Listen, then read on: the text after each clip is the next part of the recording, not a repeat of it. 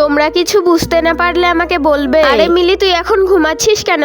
আমার আর ভালো লাগছে না, এখন ঘুমাতে ইচ্ছে করছে। আর ক্লাস করতে ভালো লাগছে না, মনে হচ্ছে আরো ঘুমাই। মিলি, এটা কি ঘুমানোর জায়গা? তুমি উঠে দাঁড়াও। ক্লাসে তুমি ঘুমাচ্ছিলে কেন বলো? ম্যাম, আমি ইচ্ছা করে ঘুমাইনি, আমার ঘুম চলে এসেছে। কালকে সারা রাত পড়েছি, আবার হোমওয়ার্ক করেছি, এজন্য ঘুমাতে পারিনি। হোমওয়ার্ক করতে করতেই রাত 1টা বেজে গিয়েছিল। কি বলিস এইসব? কেন, তোদের আবার কি হলো? তুমি মিথ্যে কথা বলার জায়গা পাও না? হোমওয়ার্ক করতে করতে কোনোদিন রাত 1টা বাজে? ম্যাম, আপনি বিশ্বাস করছেন না কেন? স্যার অনেক হোমওয়ার্ক দেয়, সেগুলো করতে করতে অনেক রাত হয়ে যায়, এই জন্যই তো ঘুমাতে পারি না। ঠিক আছে, এখন বসো। কেন ম্যাম, আর কিছু বলবেন না? না, আর কিছু বলবো না, তুমি বসো। মিলি, তোর তো সাহস কম না? তুই ম্যামের সাথে এইভাবে কথা বলছিস কেন? তুই বেশি জ্ঞান দিতে আসবি না, আমার যেমন ইচ্ছে তেমন ব্যবহার করবো। এমন ধরনের পাগলের সাথে কথা না বলাই ভালো। এই আফরিন, তুই তখন ম্যামের সামনে আমাকে অপমান করলি কেন? তুই ইচ্ছে করে এমন করেছিস, তাই না? তুই তো আমাকে কথা বলতেই দিলি না, তার আগেই তো থামিয়ে দিলি, এখন আবার নাটক করছিস কেন? বন্ধুরা, তোমরা যদি তোমার মাকে ভালোবেসে থাকো আর এই ছবিটিকে সুন্দর মনে করে থাকো, তাহলে ভিডিওতে একটি লাইক করে চ্যানেলটি সাবস্ক্রাইব করে দাও।